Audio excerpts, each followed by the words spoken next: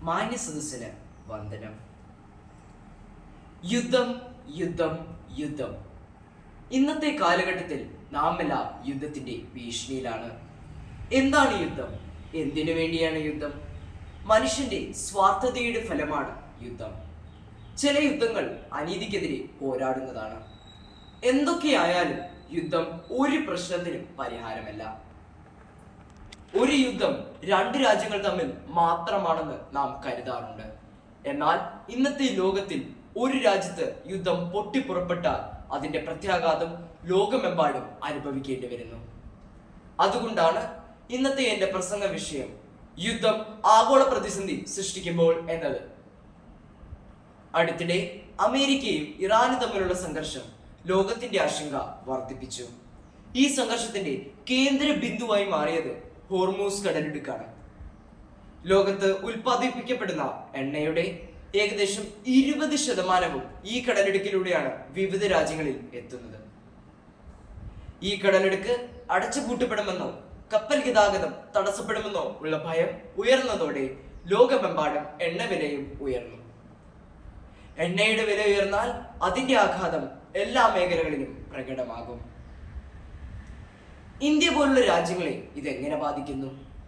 ഇന്ത്യക്ക് ആവശ്യമായ എണ്ണയുടെ ഭൂരിഭാഗവും വിദേശ രാജ്യങ്ങളിൽ നിന്നാണ് ഇറക്കുമതി ചെയ്യുന്നത്. എണ്ണയുടെ വില ഉയരുമ്പോൾ പെട്രോളിന്റെയും ഡീസലിന്റെയും വില കൂടുന്നു. അതോടെ ബസ്, ട്രെയിൻ, വിമാനയാത്ര ചെലവുകൾ വർദ്ധിക്കുന്നു. പച്ചക്കറികൾ, ഭക്ഷ്യവസ്തുക്കൾ, മരുന്നുകൾ തുടങ്ങിയ എല്ലാ അവശ്യ സാധനങ്ങളുടെയും വില ഉയരുന്നു.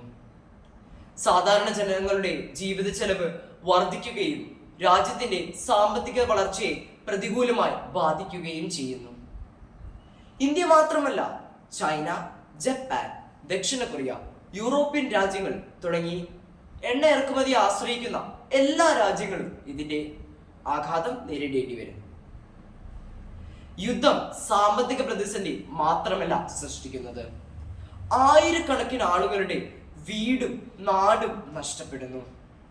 കുട്ടികളുടെ വിദ്യാഭ്യാസം തടസ്സപ്പെടുന്നു.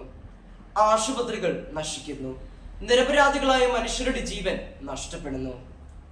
ലോകമെമ്പാടും അഭയാർത്ഥികളുടെ എണ്ണം വർദ്ധിക്കുന്നു. ഇന്ന് ലോകം ആഗോളവൽക്കരണത്തിന്റെ കാലഘട്ടത്തിലാണ്. ഒരു രാജ്യത്തിന്റെ പ്രശ്നം മറ്റെല്ലാ രാജ്യങ്ങളുടെയും പ്രശ്നമായി മാറുന്നു.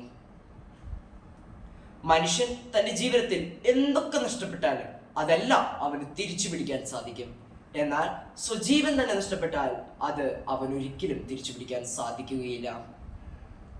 യുദ്ധത്തിൽ എത്രയോ മനുഷ്യജീവിതങ്ങളാണ് നഷ്ടപ്പെടുന്നത്. ഏറ്റവും അമൂല്യമായത് മനുഷ്യജീവൻ തന്നെയാണ്. ആയതിനാൽ രാജ്യങ്ങൾ തമ്മിൽ എന്തെല്ലാം പ്രശ്നങ്ങൾ ഉണ്ടായാലും അതിനെല്ലാം യുദ്ധം ഒരു പരിഹാരമാവരുത്. അതിനാൽ യുദ്ധമല്ല, സംഭാഷണവും നയതന്ത്രവും സമാധാനവുമാണ് എല്ലാ പ്രശ്നങ്ങൾക്കും സ്ഥിരമായ പരിഹാരം. മഹാത്മാഗാന്ധി പറഞ്ഞതുപോലെ കണ്ണിന് പകരം കണ്ണ്, പല്ലിന് പകരം പല്ല് എന്നുള്ള നയം പിന്തുടർന്നാൽ ഇന്ന് ലോകം മുഴുവൻ അന്ധരാകും. അതിനാൽ യുദ്ധത്തെയല്ല, സമാധാനത്തെയാണ് നാം പിന്തുണയ്ക്കേണ്ടത്. സ്നേഹവും സഹകരണവും മാനവികതയും നിറഞ്ഞ ഒരു പുതിയ ലോകം സൃഷ്ടിക്കാൻ നമുക്കെല്ലാവർക്കും കൈകോർക്കാം. നന്ദി.